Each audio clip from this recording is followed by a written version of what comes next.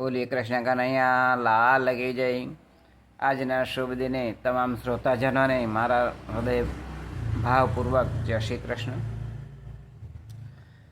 હરિ ઓમ દ્યોઃ શાંતિ અંતરિક્ષ ગો શાંતિ પૃથ્વી શાંતિરાપ શાંતિરોખદય શાંતિ વનસ્પતય શાંતિ વિશ્વે દેવા શાંતિ બ્રહ્મ શાંતિ સર્વગો શાંતિ શાંતિરેવ શાંતિ શામા શાંતિરે. આપણો દેહ એ જીવરાજ શાહ શેઠ છે. આપણા જે દેહની અંદર 4 અંતઃકરણ આવેલા હોય છે. એ અંતઃકરણની અંદર ઘણો બધો એ કચરો લાવી અને એ ઠલવાતો હોય છે. અંતઃકરણની અંદર મન, બુદ્ધિ, ચિત્ત અને અહંકાર. આની અંદર બહારથી જ્ઞાનેન્દ્રિયો અને કર્મેન્દ્રિયો એ કચરો લાવી અને ઠાલવે છે. અને જે કચરો એ લાવી આ ગોડાઉનની અંદર ભરે છે તો એનું જીવન એ પ્રત્યે એ આગળ વધી જતું હોય છે. એટલે જે જ્ઞાનેન્દ્રિયો છે એ જ્ઞાનેન્દ્રિયો એ શું કરે તો એ જ્ઞાન આપે. અને કર્મેન્દ્રિયો એ પ્રત્યે એ દોડી જાય છે અને પછી એ માલ એ લાવીને ભરે છે. આ સંસાર એક સુપરમાર્કેટ છે. તેની અંદર 5 જ્ઞાનેન્દ્રિયો શબ્દ, સ્પર્શ, રૂપ, રસ અને ગંધ આ જ્ઞાનેન્દ્રિયો છે. કર્મેન્દ્રિયો આંખ, નાક, જીભ, હાથ પગ અને ચામડી આ કર્મ કરે છે. એ કર્મથી એ જે કંઈ આ કર્મેન્દ્રિયો છે એ આંખ એક કર્મ કરે છે. આ સંસારની અંદર સુપરમાર્કેટની અંદર અનંત ઘણો જે માલ હોય એ માલ ઠોસી અને પોતાના 4 ગોડાઉનની અંદર ભરે છે. આંખ એ જ્યારે પિક્ચરનું બોર્ડ એ જોતી હોય ત્યારે એ જ્ઞાનેન્દ્રિય આંખ એ બુદ્ધિને જ્ઞાન આપે, સચેત કરે કે આ પિક્ચર જોવા જેવું છે. એટલે મન એનું મનન કરે. પછી આ જીવરાજ શેઠ જે છે આપણો દેહરૂપી એ જે બુદ્ધિ છે એ પગને આજ્ઞા કરે કે ચાલ ટોકેજની અંદર જવાનું છે. એટલે જે પગ હોય એ ચાલીને ટોકેજની અંદર લઈ જાય છે.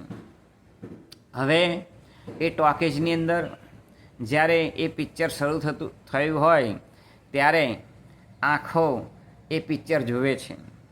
જ્યારે જે પગ હોય એ ત્યાં જઈને કંઈ જ કરતા નથી. એ ખુરશી પર બસ આમ પડ્યા જ રહે છે. પરંતુ આંખ પેલું જે ચિત્ર જુએ છે ટોકીઝની અંદર એટલે એ જોઈ અને બુદ્ધિને સંકેત આપે છે. એટલે બુદ્ધિ કહે છે વાહ ક્યાં સીન હે. એટલે બસ આમ કર્યું એટલે એ જે સીન હતું એ મનની અંદર અંકિત થઈ ગયું. અને ત્યાર પછી એણે જે અંતઃકરણ જે છે 4 એની અંદર જે ચિત્ત છે એ ચિત્તની અંદર આ જે છે સીન એ મૂકી રાખ્યું. જ્યારે એને યાદ આવે તા એ જે મન છે એની પાસે લાવી મન પાસેને એનું પછી મનન કરે. ચિત્ત એ ચિંતવન કરે તેનું એ ચિત્રનું. આ સંસારની અંદર આ એક કર્મેન્દ્રિય જે છે આંખ એનાથી આ દુનિયાનો ઘણો બધો ઢગલો એ આપણા આ 4 અંતઃકરણની અંદર ઠલવાતો હોય છે.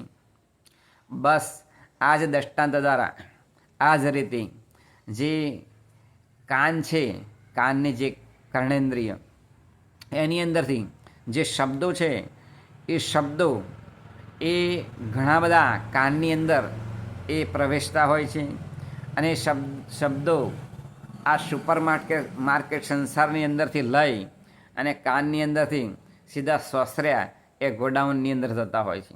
4 અંતઃકરણ છે તેની અંદર. અને જ્યારે એ શબ્દનો ઉપયોગ હોય ત્યારે એ પાછા કાઢી અને મુખથી બોલાતા હોય છે. આમ એ કાનથી પણ જે જ્ઞાન થાય છે એ શબ્દો પણ એ સંગ્રહી રાખે છે આપણા શરીરની અંદર, ગોડાઉનની અંદર. 4 ગોડાઉન જે બતાવ્યા ને એ ગોડાઉનની અંદર મન, બુદ્ધિ, ચિત્ત અને અહંકાર, આ જે ગોડાઉન છે ને એની અંદર આ બધો કચરો એ ઠલવાતો હોય છે. અને આ જો કાન છે એ શબ્દ સાંભળે છે, આંખ એ આ દુનિયાના સંસારની અંદર સુપરમાર્કેટની અંદર બધું જોવે છે અને પછી ખરીદે છે. એની અંદર કર્મેન્દ્રિયો જે છે એ પણ અંદર ભાગ ભજવે છે. એવી રીતે જે આપણો આ જે મુખ છે એ મુખથી જે આપણે જે શબ્દો બોલીએ છીએ એ ઘણા બધા શબ્દો એવા હોય છે કે આખી જિંદગી એ યાદ રહી શકતા હોય છે.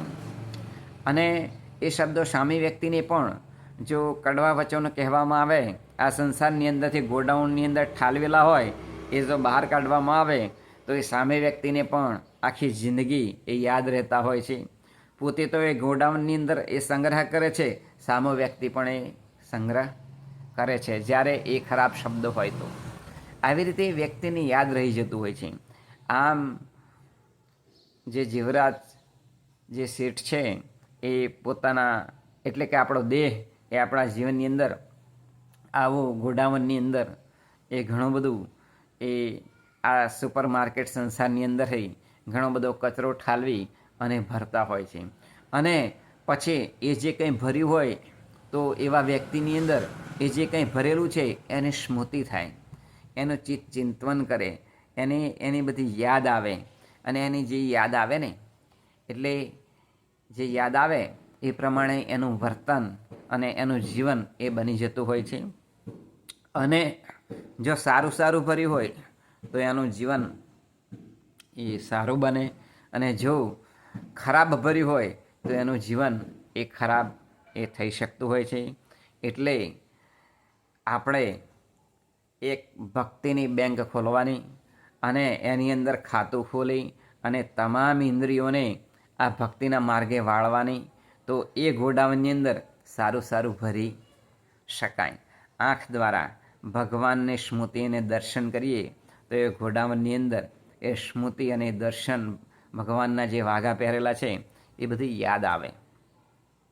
કાન છે એની અંદરથી ધર્મગ્રંથોની અંદરથી, સત્સંગની અંદરથી, સંતો અને ગુરુવર્યોની અંદરથી એમના મુખેથી જે વાણી બોલ્યા હોય તે વાણી જો યાદ રાખવામાં આવે તો એ ગોડાઉનની અંદર સારો સંગ્રહ થતો હોય છે. એવી રીતે ભગવાનને જે ચડ્યા હોય એવા ફૂલ અને તુલસી એ જો નાકથી સૂંઘ્યા હોય તો એવી સુગંધ પણ આપણા દેહની અંદર જતી હોય તો આપણે રોમની અંદર એ પુલકિત થતા હોય છે અને ભગવાનને એ સ્મૃતિ થતી હોય છે.